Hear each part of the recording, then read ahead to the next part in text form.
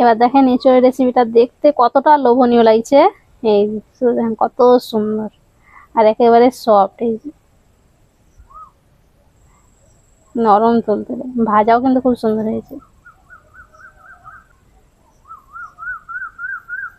একদম গলে গেছে।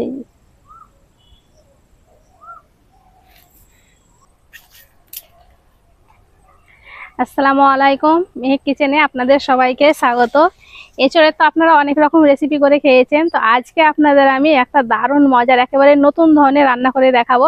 আমরা তো কোনোদিন কখনো খাইনি, এটা প্রথম করব। তো আপনারাও দেখেন প্রথম থেকে শেষ পর্যন্ত রান্নাটা আমি কিভাবে করছি।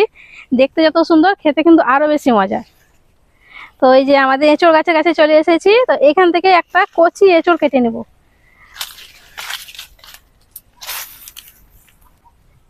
আর আমাদের এই গাছটাই দেখেন শুধু কত ধরেছে, দেখেন একদম নিচে থেকে ওই সাইড থেকে এদিকে পুরোটাতেই আছে। আর অনেক কটা আমরা খেয়েছি, আপনাদেরকে রেসিপি করেও দেখিয়েছি। তো এই গাছের চারা কিন্তু আপনারা পেয়ে যাবেন আমাদের নার্সারিতেই, চারা রেডি আছে। ওইদিকে চারা আবার কলম করা হয়েছে সেটা।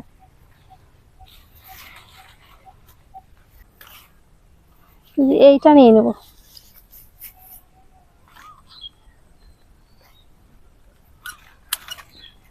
একদম টাটকা কচি। আর এই কাঁঠালগুলো দেখেন বড় করছি, এগুলো আমরা পাকাবো তার জন্য।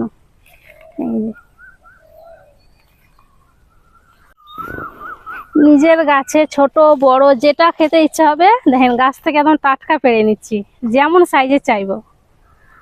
তো আমি একদম কচি দেখেই নিয়েছি।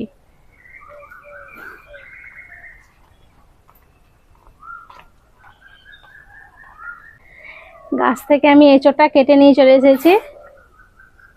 এবার হাতে একটু তেল লাগিয়ে নেব, তাহলে আঠাটা কম লাগবে। আর বটিতে একটু লাগিয়ে নিব।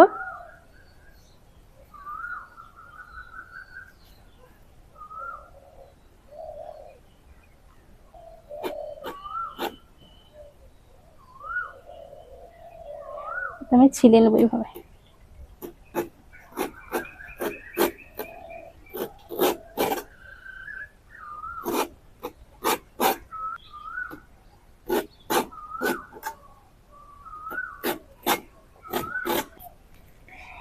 এঁচোড়টাকে আমি ভালো করে ছিলে নিয়েছি, এবার কেটে নেব।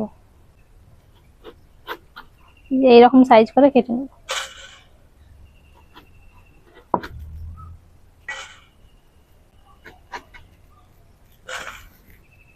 এই যে ভিতরের শক্ত অংশটা এবার কেটে বাদ দিয়ে দেবো এইভাবে।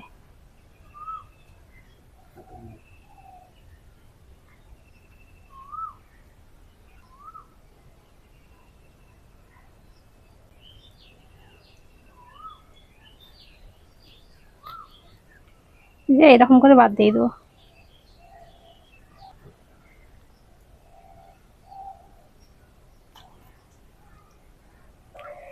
যে ভিতরের শক্ত অংশটা আমি ফেলে দিয়েছি।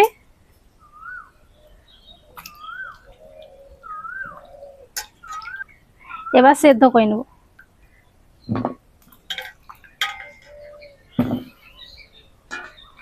কড়াই দিয়ে দিচ্ছি পানি, অল্প একটু দিয়ে দিচ্ছি হলুদ,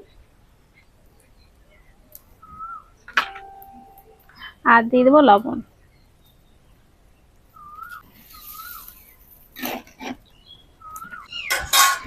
ঢাকা দিয়ে খুব ভালো করে সেদ্ধ করে নেবো যতক্ষণ না কাঁঠালটা নরম হয়ে যাচ্ছে।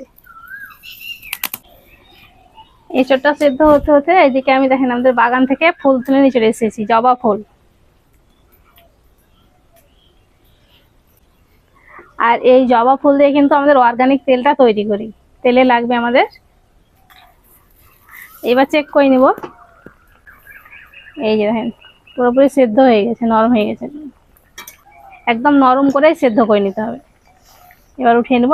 আর এই এঁচোড়টা আমি কড়াইয়ে সিদ্ধ করেছি, আপনারা চাইলে প্রেসার কুকারে একটা সিটি দিয়ে নিতে পারেন, তাহলে তাড়াতাড়ি হয়ে যাবে আরো।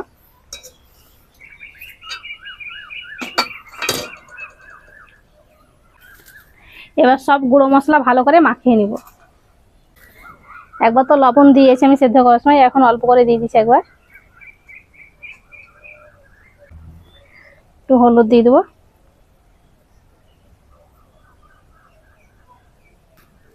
তো লঙ্কার গুঁড়ো,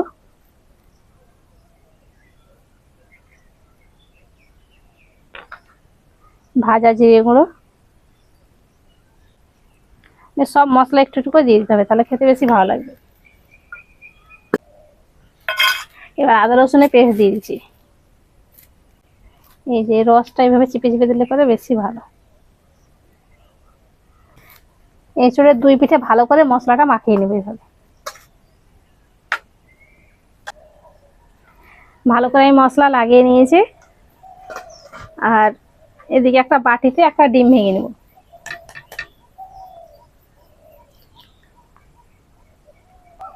সামান্য একটু লবণ দিয়ে দিয়েছি। ভালো করে ফেটে নিব। ডিমটাকে আমি ভালো করে ফেটে নিয়েছি। আর এদিকে একটা চুলোতে প্যান বসিয়ে দিয়েছি। এবার দিয়ে দিয়েছি তেল।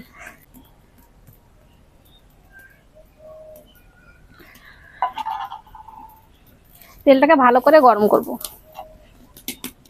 তেলটা ভালো মতন গরম হয়ে গেছে। এই যে এখান থেকে নিচ্ছি আর ডিমটা ফেটে রেখেছিলাম এটাকে তো ডুবিয়ে দেবো। এবার আপনারা ডিমটা বাদ দিতে পারেন কেউ যদি না খান।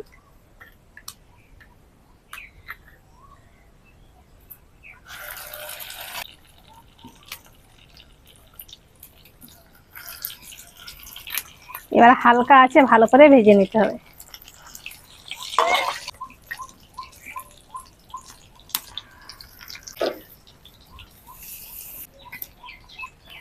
এক পিঠ হালকা করে ভাজা হয়ে গেছে, উল্টে দেবো।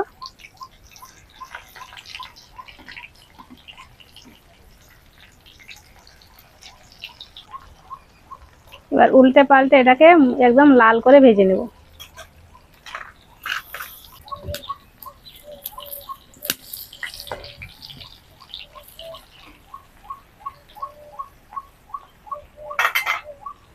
এইভাবে একবার এঁচড় রান্না করে দেখবেন, খেতে কিন্তু দারুণ লাগে।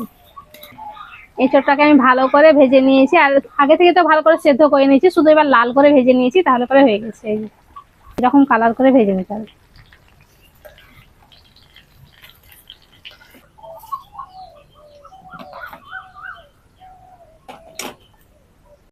এঁচড়টা আমি ভেজে উঠিয়ে নিয়েছি। এবার দেখেন এঁচড়ের রেসিপিটা দেখতে কতটা লোভনীয় লাগছে। এই দেখেন কত সুন্দর আর একেবারে সফট। এই নরম তুলতুলে, ভাজাও কিন্তু খুব সুন্দর হয়েছে।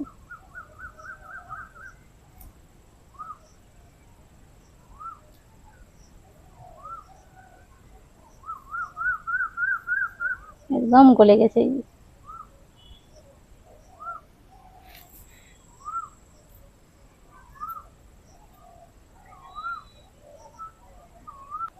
এছাড়া রান্নাটা একবার এইভাবে করে দেখবেন, মানে গরম গরম ভাতের সঙ্গে খেতে দারুণ লাগে।